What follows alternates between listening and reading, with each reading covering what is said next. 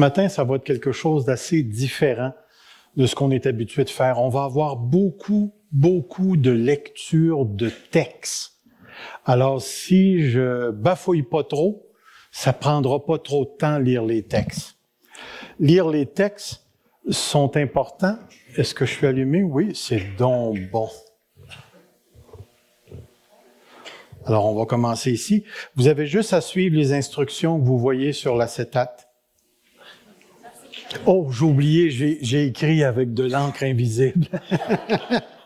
C'était juste pour vous dire ceci, c'est qu'on va avoir beaucoup de lectures et en s'en allant, on va faire des commentaires sur les textes qu'on va voir.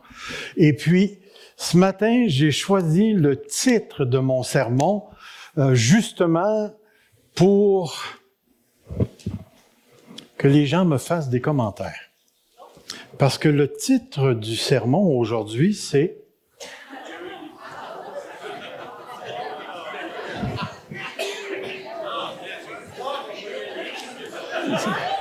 Hein, je te l'avais dit, chérie, qu'on aurait des réactions, hein? Il y en a même un, quand je suis arrivé un matin, il dit, moi, je suis pas dans cette gang-là. Puis pourtant, il approche de 80. Il y a un autre qui m'a dit, je pense que je vais m'en aller parce que c'est pas vraiment pour moi. Et puis quand j'ai mentionné mon sermon, mon titre de sermon à d'autres, ils ont souri. Mais qu'est-ce que ça veut dire être vieux? Avez-vous une petite idée?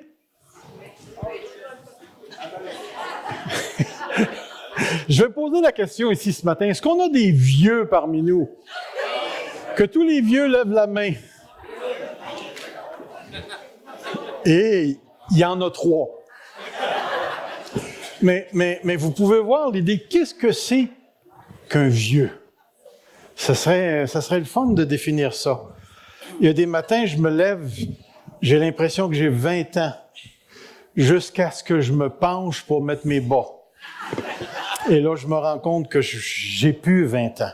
J'ai plus 20 ans. Puis il y a des moments où je me sens tellement sage que je peux pas dire que j'ai juste 60 ans. Voyez-vous l'idée derrière le sermon, c'est d'étudier la vie des rois, de quelques rois dans l'Ancien Testament, qui ont eu des commencements formidables, mais qui ont mal fini. Pourquoi? Parce que la parole de Dieu nous présente justement des portraits de gens qui ont très bien commencé avec Dieu, mais qui après un certain nombre d'années, en arrivant vers la fin de leur temps sur la terre, ont mal tourné.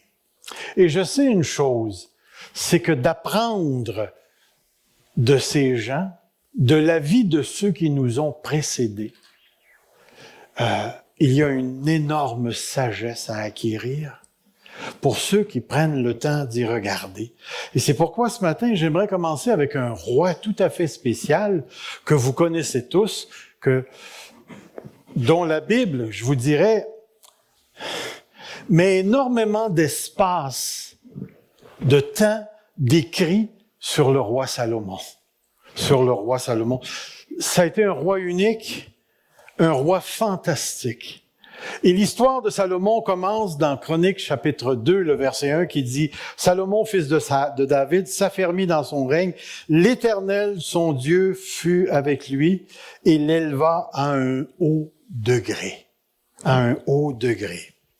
Salomon, fils de David, c'était l'un des rois les plus sages qui a existé sur la terre. C'était l'un des rois les plus riches. C'était l'un des rois d'Israël qui a eu la plus grande domination. C'est aussi un roi qui avait rencontré Dieu d'une manière tout spéciale à partir de 2 révélations qui avaient clairement changé son cœur, sa personne et orienté sa royauté. Il nous est dit, Salomon dominait sur tous les petits royaumes qui s'étendaient de l'Euphrate jusqu'au pays des Philistins, jusqu'à la frontière de l'Égypte. Pendant toute sa vie, ses peuples lui apportèrent leurs trébuns et lui restèrent assujettis. Vous ne savez peut-être pas, mais vous vous rappelez peut-être de la promesse que Dieu avait faite à Abraham, qu'il lui donnerait une étendue bien particulière. Mais permettez-moi de vous dire que ça s'est réellement réalisé sous le règne de Salomon. De l'Euphrate jusqu'à l'Égypte, Salomon régnait et les Israélites régnaient avec lui à ce moment-là. Alors, vous avez la petite partie ici, là. Naturellement, à droite, il y a un grand désert, mais la parole de Dieu s'est réellement accomplie au niveau de la promesse. Et il nous est dit ici. Et là, on va commencer à rentrer dans la fin de la vie de Salomon. Il nous est dit, le roi Salomon aima beaucoup de femmes étrangères en plus de la fille du Pharaon, des Moabites, des Ammonites, des Édomites, des Sidoniennes, des Hittites. Elles appartenaient aux nations à propos desquelles l'Éternel avait dit aux Israélites, « Vous n'irez pas chez elles et elles ne viendront pas chez vous. Elles entraîneraient certainement votre cœur à suivre leur Dieu. » Et la parole de Dieu nous dit ici, ce fut à ces nations, puis remarquez les mots soulignés, c'est très important. Salomon s'attacha par amour à ces femmes. Messieurs, mesdames, on a seulement un conjoint, nous. En voulez-vous 2, puis 3, puis 4 en même temps? Lui, il avait 700 princesses et 300 concubines. Et c'est marqué ici, ces femmes détournèrent son cœur. Alors, l'une des questions que le texte nous invite à poser, c'est est-ce que Salomon s'est détourné à cause des femmes? Que répondez-vous? Oui, non, peut-être. En anglais, yes, no, maybe. On va le voir. Remarquez bien, encore une fois, les paroles soulignées. À l'époque de la vieillesse de Salomon. Je ne sais pas quel âge avait Salomon, mais le terme semble nous dire qu'il était plus jeune. C'était plus un jeune homme, il était plus dans la quarantaine, il était beaucoup plus âgé. Il dit, ces femmes entraînèrent son cœur à suivre d'autres dieux. Puis remarquez, il ne s'attacha pas sans réserve à l'Éternel, son Dieu, comme l'avait fait son père David. Il suivit Astarté, la divinité des Sidoniens, Milcom, l'abomination des Ammonites. Salomon fit ce qui est mal aux yeux de l'Éternel. Il ne le suivit pas pleinement, contrairement à son père David. À David. Dans le livre des rois, Salomon, c'était un personnage, vraiment un personnage important. Ce fut alors qu'il nous est dit qu'il construit sur la montagne qui se trouve en face de Jérusalem un haut lieu pour Kémosh, l'abominable dieu des Mahomites. Connaissez-vous Kémosh? Il est moche. Mais Kémosh et l'autre, Moloch, c'était des dieux à qui on sacrifiait des humains. Et Salomon, qui connaissait l'Éternel, a terminé sa vie en construisant des lieux meurtriers où les femmes allaient sacrifier leurs bébés. Et on a encore des statues, des représentations de ces gros dieux qui avaient une super de grosse bédaine où on mettait un feu dedans et les femmes montaient et venaient jeter leurs enfants dans le feu. Et ça, c'était l'une des divinités que les femmes avaient encouragé Salomon à construire. Et c'est pour ça qu'il dit, il agit de cette manière à l'intention de toutes ces femmes étrangères pour qu'elles puissent offrir des parfums et des sacrifices à leur Dieu. Écoutez, d'un point de vue purement humain, il a encouragé la spiritualité. Il encourageait les gens à vivre leur religion. On peut le phraser de plusieurs manières. L'Éternel fut irrité contre Salomon parce qu'il avait détourné son cœur de lui. Le Dieu d'Israël qui lui était apparu 2 fois. Il lui avait pourtant expressément défendu de suivre d'autres dieux, mais Salomon ne respectait pas ce commandement de l'Éternel.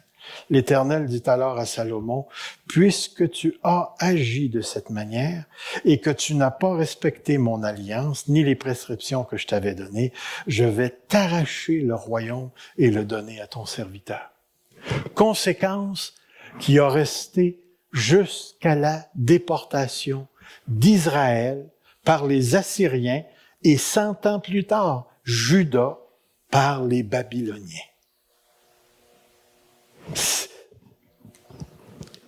Pourquoi est-ce que Salomon a-t-il fait une telle chose? Quand vous vous arrêtez au texte, vous pouvez émettre une hypothèse, dire, à la fin de sa vie, Salomon a tombé dans la sénilité. Il y a eu quelque chose qui est arrivé dans son cerveau, puis il ne comprenait plus. On sait très bien que c'est pas ça. On sait très bien que c'est pas ça. Il y avait quelque chose dans la vie de Salomon qui était une porte ouverte et qui pouvait le conduire vers ces choses-là. Là, j'ai mis toute une liste de choses parce que le texte nous dit qu'il aima beaucoup de femmes. Est-ce que le corps, la testostérone, la dopamine, la vasopressine, l'oxytocine, la capacité du plaisir, l'attirance vers la beauté, la différence des sexes, les émotions, l'intelligence, la pensée, la volonté, la capacité de désirer, est-ce que toutes ces choses ont été créées par Dieu? Est-ce que vous avez toutes ces choses? Est-ce que c'est normal d'aimer le sexe opposé? Hey, quand j'ai rencontré ma femme,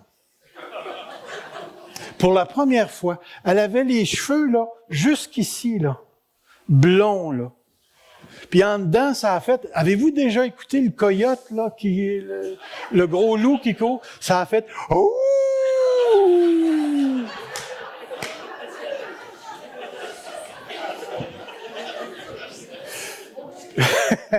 Puis aujourd'hui, ça fait encore... Ben, c'est parce que je suis vieux, là. Mais il y a encore beaucoup de coyotes en moi. Mais l'idée, c'est que Dieu nous a créés avec toutes ces dimensions, ces attirances, cette sexualité que nous avons à l'intérieur de nous, justement parce que ça fait partie de l'image que Dieu nous a donnée et qui favorise la dimension sociale. Puis la dimension sociale, laissez-moi vous dire, c'est pas juste d'aller prendre un café au Tim Hortons. La dimension sociale, c'est la vie. Saviez-vous que Dieu est une société Père, Fils, Saint-Esprit? Que dans son essence, Dieu est social. Et que lorsqu'il a créé l'homme, vous regarderez bien le verset dans Genèse chapitre 1, le verset 26 à 28, il va dire « Faisons l'homme à notre image. » Et Dieu les créa, hommes et femmes. Donc, toute cette notion ici de cette dynamique corporelle et psychologique, émotionnelle, intérieure, intellectuelle, volitive à l'intérieur de nous, tout ça nous a été donné par Dieu. Et ça marche. Peut-être qu'on dirait, c'est l'environnement qui a emmené. Définitivement, l'environnement a joué un jeu puisque les femmes ont influencé le cœur de Salomon ici. Dieu dit à Salomon, puisque c'est là ce qui est dans ton cœur. C'est la première fois que Dieu parle à Salomon. Il lui dit, puisque tu ne demandes ni richesse, ni bien, ni de la gloire, ni la mort de tes ennemis, ni une longue vie, et que tu demandes pour toi de la sagesse et de l'intelligence afin de juger mon peuple sur lequel je t'ai fait régner, la sagesse et l'intelligence te sont accordées. Mais je te donnerai en outre des richesses, des biens et de la gloire, comme n'en a jamais eu aucun roi avant toi et comme n'en aurait aucun après toi. Écoutez bien, là. La position de Salomon était directement causée par Dieu. Directement causée par Dieu. Le fait que Salomon a été élevé en gloire, que Dieu lui a donné une sagesse incroyable, une intelligence incroyable pour conduire le peuple, ça venait de Dieu. Et toute la gloire qui lui est associée, et tous les pays qui lui ont été soumis, et toute la réputation que ce roi avait, tout ça a été causé par Dieu. À tel point que la reine de Séba est partie avec une cargaison très impressionnante, et elle-même a été impressionnée par la sagesse de Salomon. Puis elle a déclaré heureux tous ses serviteurs qui sont en la présence du roi tous les jours, qui entendent cette sagesse. Il y a eu des éléments dans son environnement qui l'ont certainement influencé, puisque c'est marqué à l'époque de la vieillesse de Salomon, ses femmes inclinèrent son cœur. Inclinèrent son cœur. Puis vous remarquerez une chose. Tout se passe au niveau du cœur. Tout se passe au niveau du cœur. L'Éternel fut irrité contre Salomon parce qu'il avait détourné son cœur de l'Éternel. Et remarquez l'emphase du texte. L'emphase du texte n'est pas mise sur les femmes qui ont détourné le cœur. L'emphase, elle est mise sur Salomon lui-même. Parce qu'il avait détourné son cœur de l'Éternel. Et regardez la dernière phrase. L'Éternel dit à Salomon, « Puisque tu as agi de la sorte. » Dieu, dans le texte, tout en sachant que ces femmes étrangères qui adorent des faux dieux ont influencé le cœur de Salomon, ce n'est pas à ces femmes que Dieu s'en prend, c'est à la personne même de Salomon.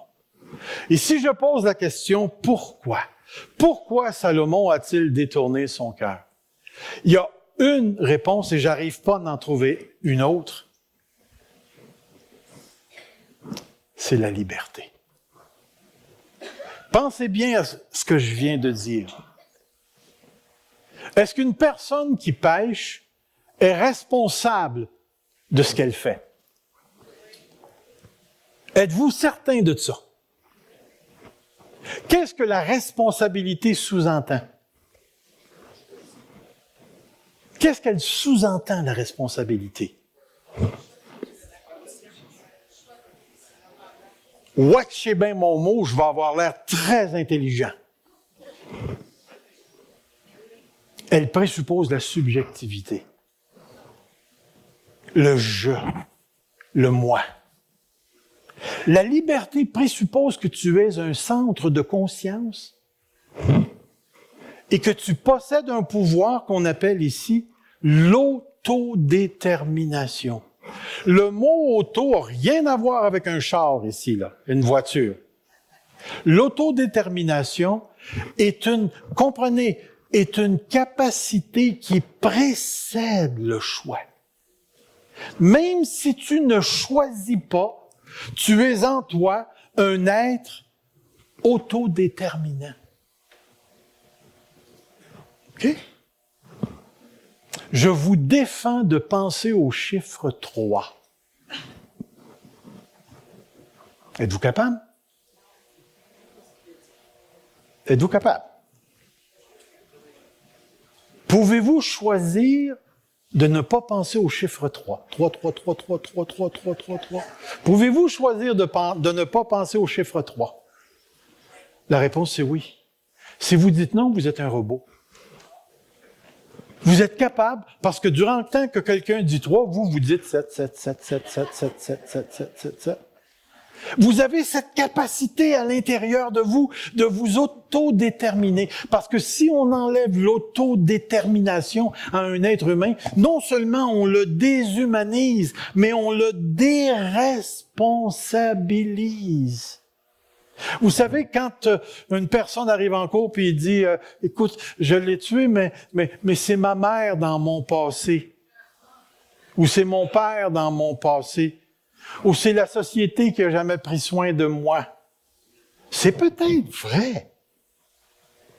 Mais le geste t'est attribué parce que tu es dans la liberté et que tu es capable de faire des choix. Et Salomon lui-même ici, rendu à sa vieillesse, Salomon a fait un choix. Et la parole de Dieu nous le révèle en disant, il s'est écarté, il s'est détaché, il s'est détourné. Et lorsque Salomon se présente devant Dieu, il est impossible pour Salomon de dire, « Seigneur, c'est de ta faute. C'est toi qui en as trop donné. C'est toi qui as mis trop de femmes dans ma vie. Tu m'as donné ben trop de richesses. » Puis après ça, il n'y a pas un verset dans la lettre aux Corinthiens qui dit que la connaissance enorgueillit. Mais là, Dieu lui dirait, attends, c'est pas encore écrit, là. Mais est-ce que c'est vrai, oui ou non? Puis pourtant, si on s'arrête, il y a quelque chose, quelque part dans la personne de Salomon qui a ouvert une porte. Qui a ouvert une porte. Regardez ce que la Bible dit à propos de Salomon. Il, Salomon, a prononcé 3000 sentences et composé 1050 cantiques, dont vous lisez encore aujourd'hui dans le livre des psaumes. Et quand vous lisez le livre des Proverbes, la majeure partie du livre des Proverbes nous est donnée par Salomon. Et dans sa vieillesse, Salomon a posé un geste qui a fait en sorte qu'il s'est détourné de Dieu. Comment Salomon a-t-il pu passer du vrai Dieu au faux Dieu? Comment a-t-il pu passer du vrai culte à l'idolâtrie? La réponse, c'est parce qu'il l'a choisi. Est-ce qu'il savait que Dieu lui avait dit telle femme n'entreront pas dans la vie d'Israël? Certainement qu'il le savait. Il le savait. Le péché sexuel était déjà dans la famille de David. Déjà. Regardez ici. David a commis l'adultère, puis il y a eu plusieurs femmes lui aussi. Amnon, son fils, a violé sa sœur. Absalom a commis l'inceste en public avec les femmes de David. Et Salomon, par amour pour les femmes, s'est détourné de Dieu. Il y avait quelque chose dans la famille de David qui faisait en sorte qu'il y avait une sorte de péché caché, de présence ou de tendance qu'ils n'avaient pas appris à maîtriser. Et à travers toutes ces choses qui sont naturelles chez Dieu, chez l'être humain, mais ces choses se sont manifestées de différentes façons ici. Les choses extérieures n'ont d'influence seulement si elles ont une porte d'entrée en nous. D'entrée en nous. Puis quand je parle de porte d'entrée, là, je parle pas nécessairement de quelque chose de méchant. Quelque chose de méchant. Écoutez, moi je m'en vais dans une bibliothèque, là, plutôt une librairie, puis je vois la métaphysique et l'épistémologie du Saint-Esprit par le docteur Joe Blow de Québec. Puis au côté, c'est marqué, je sais pas moi, cuisine italienne. Quelle pensez-vous que je vais choisir?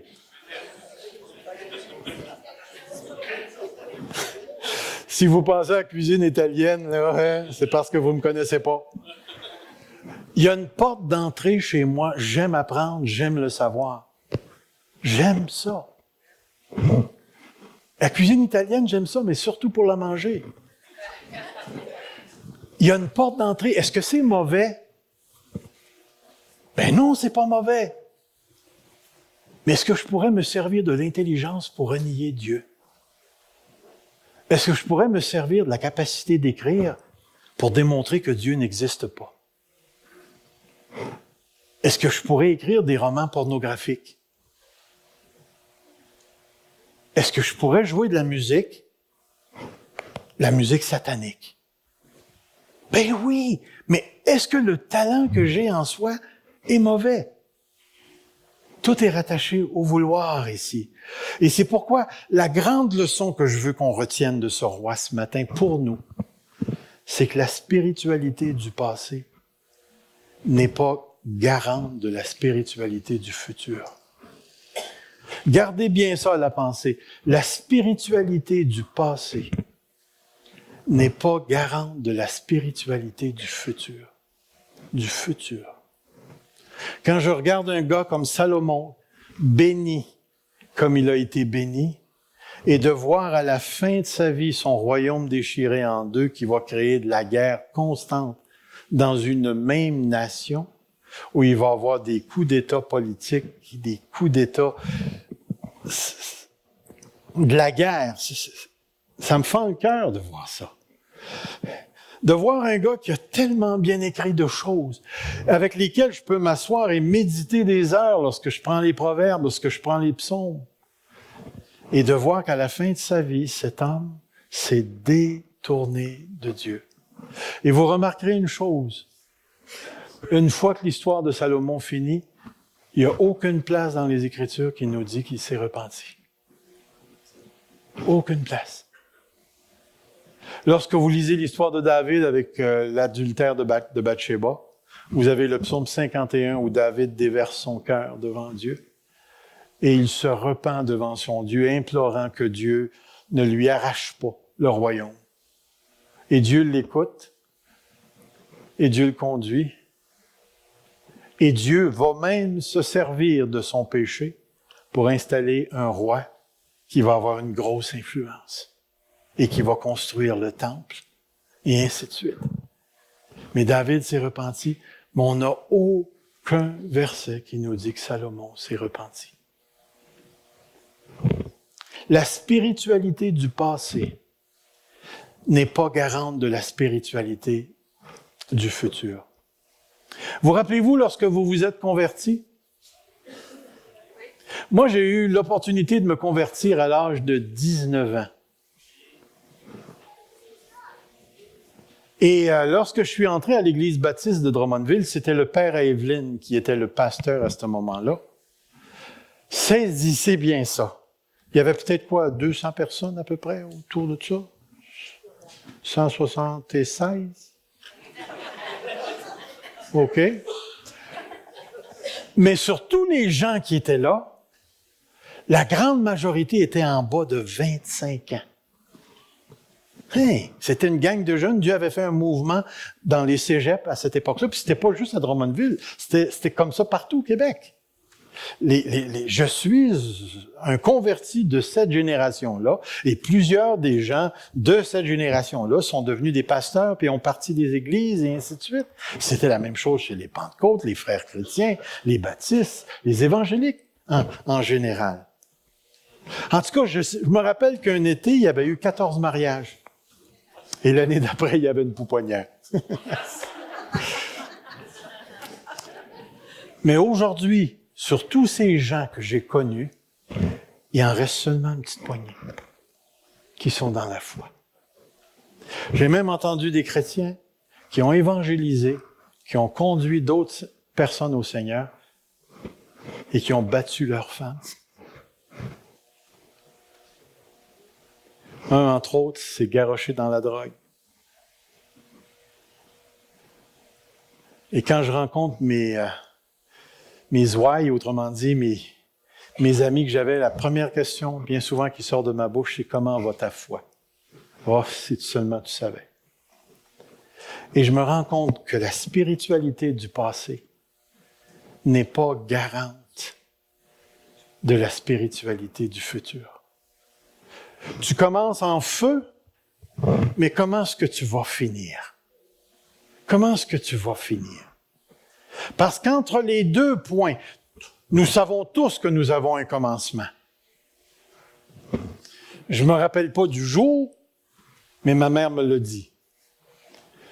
Et c'est la même chose pour vous. Vous avez eu un commencement. Savez-vous quand vous allez finir? Savez-vous comment vous allez finir? Ma troisième question, pouvez-vous savoir comment vous allez finir? Tout dépend de la manière dont tu vas aborder les événements de ta vie.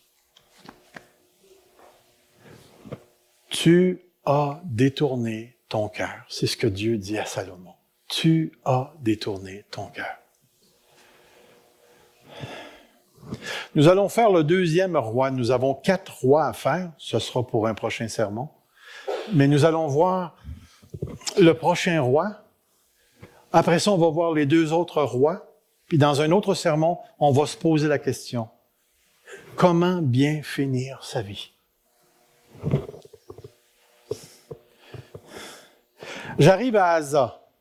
Asa. C'était un roi tout à fait particulier, Asa. Il nous est dit, lorsqu'Abijam se coucha avec ses pères et on l'enterra dans la ville de David, Asa, son fils, régna à sa place. La 20e année de Jéroboam, là, on parle du roi d'Israël, parce que là, il y avait eu la scission entre les enfants d'Israël, roi d'Israël. Asa régna sur Juda. Puis remarquez le texte. Asa fit ce qui est droit aux yeux de l'Éternel comme David, son père. Il commence. Et même il enleva la dignité de la reine, Maca, sa mère, parce qu'elle avait fait une idole pour Astarté. Asa abattit son idole, la brûla au torrent de Cédron, mais les hauts lieux ne disparurent point, quoique le cœur d'Asa fut entier à l'Éternel pendant toute sa vie. Là, nous sommes dans le livre des rois. Vous savez quelle est la différence entre le livre des rois et le livre des chroniques? C'est que le livre des rois nous parle des rois d'Israël et des rois de Juda. Le livre des chroniques nous parle seulement des rois de Juda. Seulement des rois de Juda. Alors, ça veut dire que nous allons retrouver certaines informations dans le livre des rois et certaines informations dans le livre des chroniques. Le reste de toutes les actions d'Asa, tous ses exploits, tout ce qu'il a fait, les villes qu'il a bâties, cela n'est-il pas écrit dans le livre des chroniques des rois de Juda? Puis remarquez, il nous lance une toute petite phrase comme ça, parce qu'on n'a pas encore lu le livre des chroniques. Il va dire, toutefois, à l'époque de sa vieillesse, il eut les pieds malades. Et là, ça termine. Asa se coucha avec ses pères, et il fut enterré avec ses pères dans la ville de David, son père, et Josaphat, son fils, régna à sa place. Et le livre des rois finit comme ça. Mais lorsqu'on s'en va dans le livre des chroniques, on a tout un portrait du bonhomme. Il dit, Asa fit ce qui est bien et droit aux yeux de l'Éternel, son Dieu. Il fit disparaître les autels de l'étranger, les hauts lieux.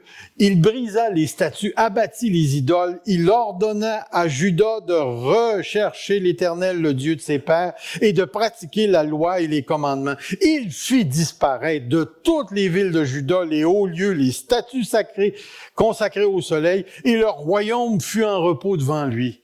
C'est vraiment un gars qui s'est impliqué politiquement et socialement pour l'Éternel, et il a purifié le peuple de Dieu. Il avait une armée de 580 000 hommes, et sa première guerre fut contre une armée de 1 300 000 personnes.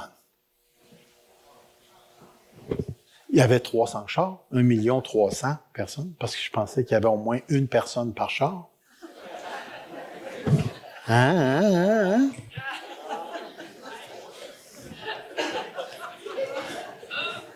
Puis il nous est dit ici, Asa invoquant l'Éternel, son Dieu, et l'Éternel, il dit, Éternel, toi seul, tu peux venir en aide aux faibles comme aux forts. Comprenez, là, vous avez la théologie d'Asa, ce qu'Asa croit fondamentalement dans son cœur.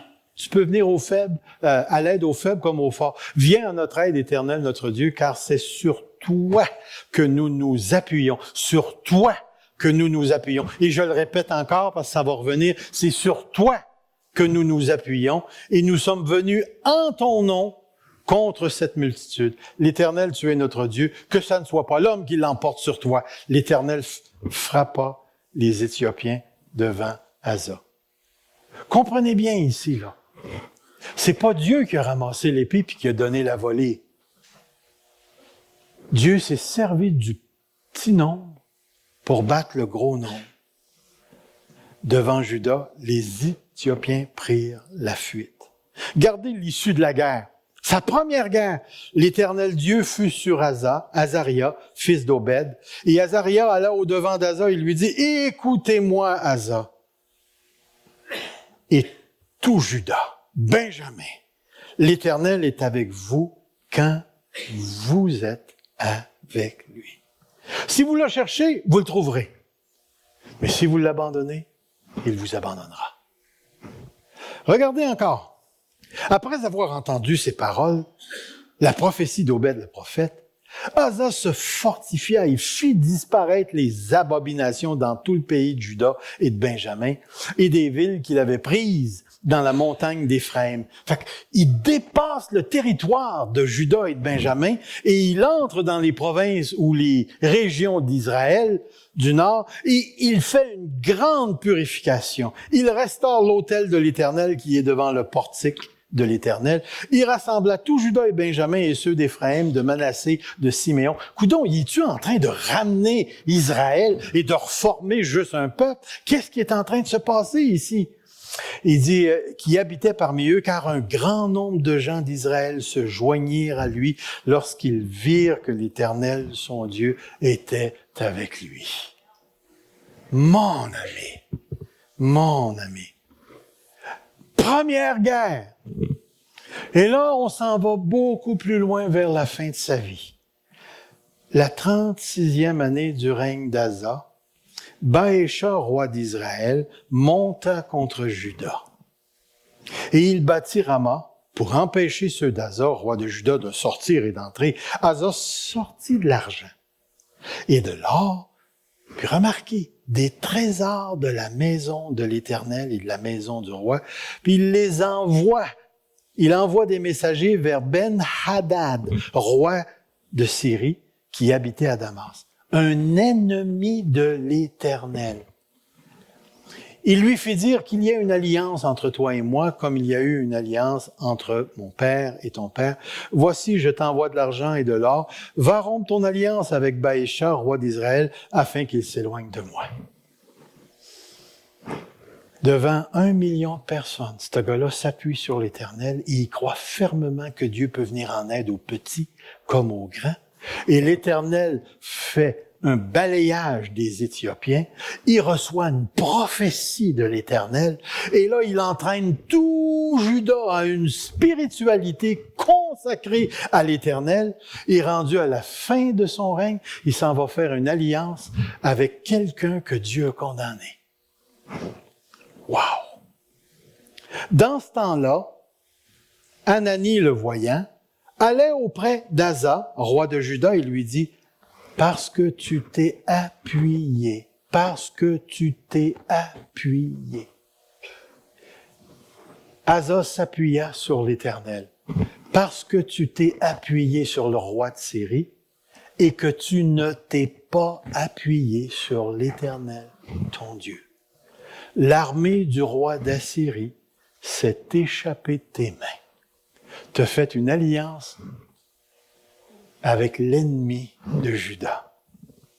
Les Éthiopiens et les Libyens ne formaient-ils pas une grande armée avec des chars et une multitude de cavaliers? Cependant, l'Éternel les a livrés entre tes mains parce que tu t'étais appuyé sur lui, car l'Éternel étend ses regards sur toute la terre, pour soutenir ceux dont le cœur est tout entier à lui. Tu as agi en insensé dans cette affaire, car dès à présent, tu auras des guerres. Une déviation, mais après 30 ans. Après 30 ans. Regardez la réaction d'Asa. Asa fut irrité contre le voyant. Il l'a fit mettre en prison parce qu'il était en colère contre lui. Imaginez-vous, là. Asa est rendu à un tel point qu'il s'en prend aux prophètes de l'Éternel. Puis des prophètes de l'Éternel avaient été vers lui pour lui parler. Et là, il se met en colère. Et dans le même temps, Asa s'est livré à la violence, opprimant aussi quelques-uns du peuple. Et là, ça termine. Et Asa, il va dire les actions d'Asa, les premières et les dernières, sont écrites dans le livre des rois de Juda et d'Israël. La 39e année de son règne, Asa eut les pieds malades, au point d'éprouver de grandes souffrances.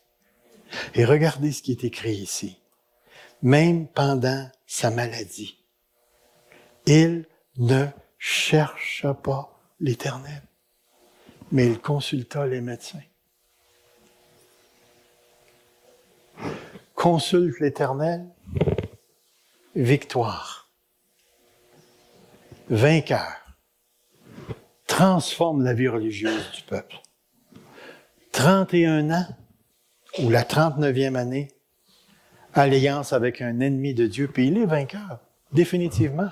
L'histoire nous raconte qu'il a gagné. Mais il est réprimandé par le prophète est mis en prison, il opprime des gens. 39e année, les pieds malades, ne consulte pas Dieu. Qu'est-ce qui s'est passé?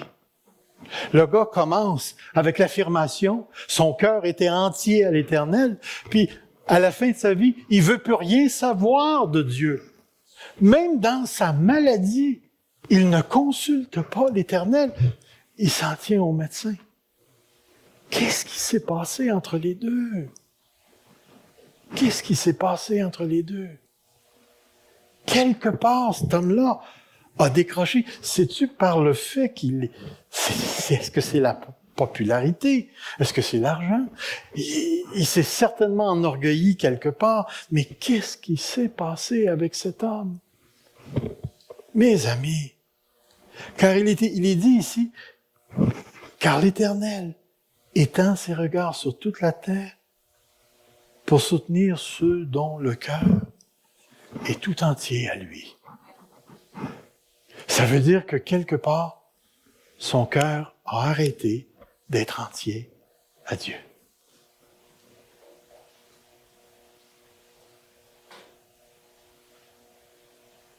Comment réagissez-vous à la phrase « Une fois sauvé, toujours sauvé » ?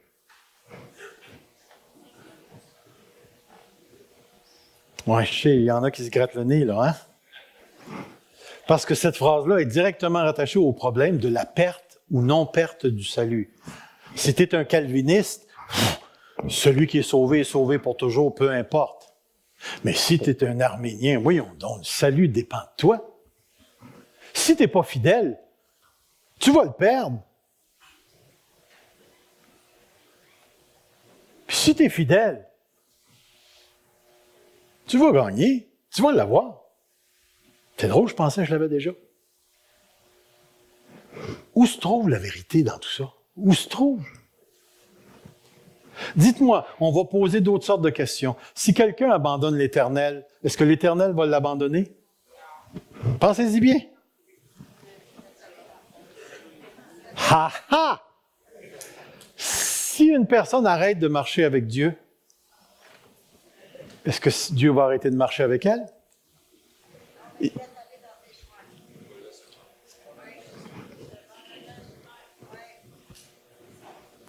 Je vous dis que c'est tous une question, hein? Je vous dirai ce que je pense. Puis pourquoi vous êtes tous dans l'erreur, ceux qui ne pensent pas comme moi? Mais il y a quelque chose de particulier ici. La situation n'est pas aussi claire qu'on le pense. Pensez-vous que les avertissements, celui qui me reniera devant les hommes, je le renierai devant mon Père qui est dans les cieux, c'est quelque chose qui n'arrivera pas? Oh! Oui, justement, moi, le texte qui m'a conduit au Seigneur, c'est Matthieu, chapitre 7, qui est ceux qui disent « Seigneur, Seigneur » n'entreront pas forcément dans le royaume des cieux, mais celui-là seul qui fait la volonté de mon Père qui est dans les cieux. Plusieurs me diront en ce jour-là, « Seigneur, Seigneur, n'avons-nous pas chassé des démons en ton nom? N'avons-nous pas prophétisé en ton nom? N'avons-nous pas fait des miracles en ton nom? Et qu'est-ce que Jésus leur dit? Je vous ai jamais connu. Puis si vous comprenez bien le sens du mot connu, c'est que j'ai jamais eu de relation avec vous. Puis je vais rajouter un petit peu de théologie. J'ai jamais eu de relation salvatrice avec vous. Mais est-ce que c'est déjà arrivé qu'il y a des chrétiens qui se sont détournés et que Dieu a retourné? J'en suis un, moi. C'est beaucoup plus complexe qu'on le pense. Mais il y a une chose qu'on ne doit jamais, jamais mettre de côté.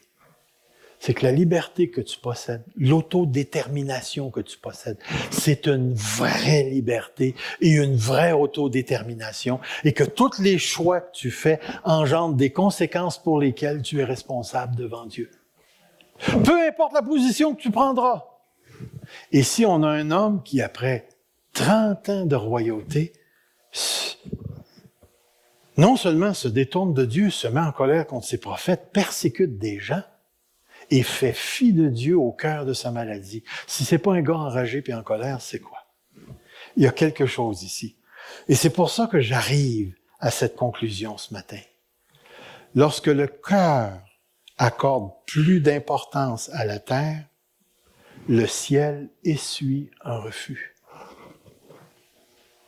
Lorsque la terre devient plus importante, le ciel finit par essuyer un refus.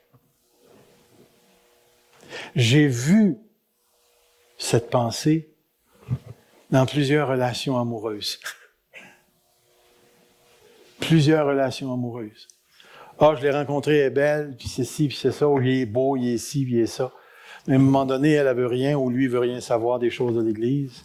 Et tranquillement, pas vite, l'affection commence à détourner le cœur. J'ai rencontré ça chez des chrétiens frustrés. Le pasteur a dit ça, puis ça m'a enragé. Puis là, maintenant, je ne veux plus rien savoir. Après tout, les chrétiens, c'est toute une gang d'hypocrites. Vous avez jamais entendu ça? Eh, mon ami. Mon ami. Puis en plus de ça, il te demande 10%.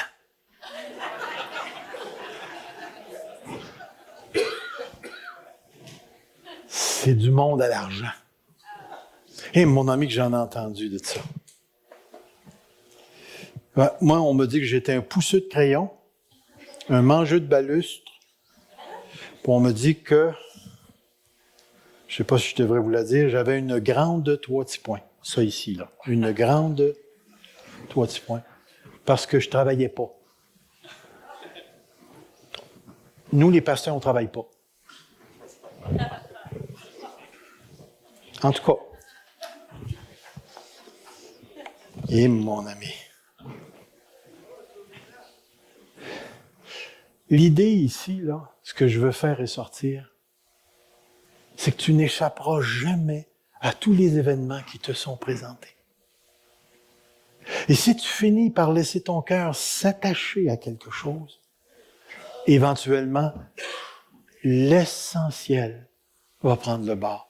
Vous vous rappelez du texte « Nul ne peut servir deux maîtres, ou il aimera un, ou il haïra l'autre. » Lorsque ce roi a commencé, Dieu était avec lui.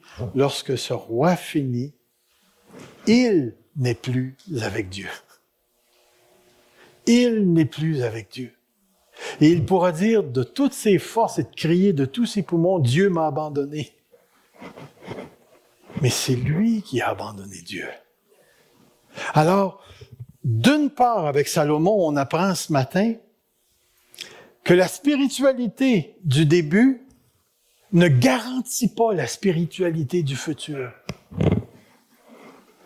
Et on apprend avec Asa que si tu finis par t'attacher aux choses de la terre beaucoup plus qu'aux choses d'en haut, tu vas finir par écarter le ciel, par écarter l'Église, par écarter les choses de Dieu. Et ta pensée va devenir, et tes affections vont devenir des affections de la terre. Ces rois qui ont bien commencé nous enseigne des leçons, puis il y aurait beaucoup plus de leçons qu'on pourrait tirer de tout ce qu'on a vu ce matin. On a encore 2 autres rois à regarder avec 2 autres pensées. Mais ce qui est important pour nous, et c'est pour ça que j'ai appelé ça un sermon pour les vieux, c'est que la plupart d'entre nous, quand on se convertit, on est pétant de feu, on aime Dieu, on est prêt à sacrifier, et là, on commence à vivre. Et en cours de route, on sent souvent ce zèle diminuer, s'effriter. On a des épreuves, on passe par le feu. On pensait pas que ça serait dur comme ça d'être chrétien. En plus de ça, j'ai des problèmes dans ma famille parce que je suis le seul chrétien. Puis quand tu arrives, mon ami, t'es zélé, tu veux tous les sauver, puis tu dis en toi-même, ils vont comprendre, puis ils comprennent pas. Puis là, ils se revirent contre toi. Puis là, tu es content, tu arrives à l'Église. Parce que quand tu rentres à l'Église, tu rentres dans l'amour. Jusqu'à ce qu'il y ait une chicane. C'est exactement ce que j'ai vécu, hein. Je suis rentré dans l'Église baptiste, puis je vous le dis, moi, on n'avait pas besoin de me dire, il faut que tu sois là à telle heure. Moi, je courais pour être là. Je voulais être là. Puis un samedi, dans une réunion de jeunesse, je suis arrivé à l'Église, puis j'ai vu une chicane dans l'Église. Et ça m'a profondément affecté. Moi, je pensais que les gens étaient transformés à l'Église. Puis que c'était de l'amour. Puis que les gens s'entraidaient, puis les chrétiens ne parlaient pas contre les autres. Puis je pensais aussi que les pasteurs s'aimaient, puis qu'ils travaillaient ensemble. J'ai été royalement déçu. Puis là, j'ai vu que les Pentecôtes, mon ami, ils trouvaient tellement que les baptistes étaient plates. Puis les baptistes, eux autres, ils disaient, on est peut-être plates, mais on n'est pas niaiseux. On est intelligents. Nous autres, on étudie. Puis à part ça, je vais te dire une affaire. Les émotions, là, ça ne vaut pas grand-chose. La doctrine. La doctrine. Puis tranquillement, pas vite, j'ai réalisé que même parmi une même association, il y avait des pasteurs qui ne voulaient pas parler à d'autres pasteurs parce que lui, il était pré-mille. C'est-à-dire qu'il croyait qu'il va y avoir un millénium à la fin, puis que les Juifs vont rebâtir, puis talala, talala. Puis l'autre, il était hors mille. Lui, il croyait que le millénium, c'était maintenant. Puis que l'idée de reconstruire un temple, c'est de la foutaise. Parce qu'on va retourner à ce que Jésus-Christ a détruit. Puis là, parce que lui était hors mille, il ne pouvait pas aller prêcher dans une église pré-mille. Puis le pré-mille, lui, il ne voulait rien savoir de l'hors mille. Puis là, j'ai commencé à comprendre. J'ai commencé à comprendre. L'Église de Dieu, c'est loin d'être parfait, cette affaire-là. C'est loin d'être parfait. Mais est-ce que ça veut dire que c'est pas vrai? J'ai rencontré de l'amour, j'ai rencontré du sacrifice, j'ai rencontré de la miséricorde, j'ai rencontré le miraculeux dans l'Église. J'ai rencontré des gens qui m'ont aimé, mais vraiment aimé. J'ai rencontré des gens qui m'ont donné financièrement parce que j'étais dans le besoin. Il y a même des gens qui m'ont donné du linge, même s'il était trop petit. Mais ils m'ont donné. Puis j'ai vu des chrétiens se réconcilier. J'ai vu des pasteurs s'embrasser entre eux parce qu'ils avaient de la haine théologique. Et j'ai vu le Saint-Esprit agir. J'ai vu Dieu agir. Puis en plus de ça, je l'ai vu dans ma vie. Dans ma vie, je l'ai vu dans ma bouche. Comment est-ce qu'il a changé ma bouche lorsque j'étais en colère et que j'étais prêt à détruire tous les anciens à l'Église? Comment il m'a pris et il m'a transformé. Écoutez, n'accordez jamais trop d'importance aux choses de la terre. Amen. Affectionnez-vous aux choses d'en haut. Parce que tant qu'on va rester accroché au ciel, notre spiritualité va nous transporter jusqu'à la fin. Même si elle n'est pas garante, le passé n'est pas garant du futur, le cœur à bonne place est l'une des clés pour marcher avec Dieu. Ça donne la vue. Ça donne la vue la capacité de faire des choix moraux qui s'alignent sur Dieu. Ça donne la capacité de faire des choix relationnels, affectueux et amoureux entre hommes et femmes qui s'alignent sur Dieu. Ça nous donne la capacité d'avoir une sexualité qui glorifie Dieu. Ça nous donne la capacité d'avoir une finance qui s'aligne sur Dieu. Voyez-vous, quand on s'attarde trop aux choses de la terre, le ciel pâlit. Mais lorsqu'on a les yeux levés vers le ciel, la terre pâlit. On l'a chanté ce matin. L'amour infini de Dieu. Grâce infinie. Alors, dans cette première partie, retenons ces deux grandes vérités. La spiritualité du passé n'est pas garante de la spiritualité du futur. Et lorsque le cœur accorde plus d'importance à la terre, le ciel essuie un refus. Nous allons regarder 2 autres rois éventuellement, et après on va se poser la question. Comment bien finir? Ça fait un drôle de sermon, vous trouvez pas? Parce que,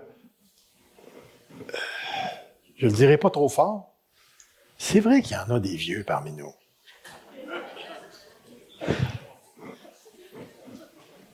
Il y en a qui sont au début de leur vie chrétienne, il y en a qui sont à la fin de leur vie chrétienne. Moi, il me reste, comparé là, à ce que j'ai, là, je suis plus proche de ma fin que de mon commencement.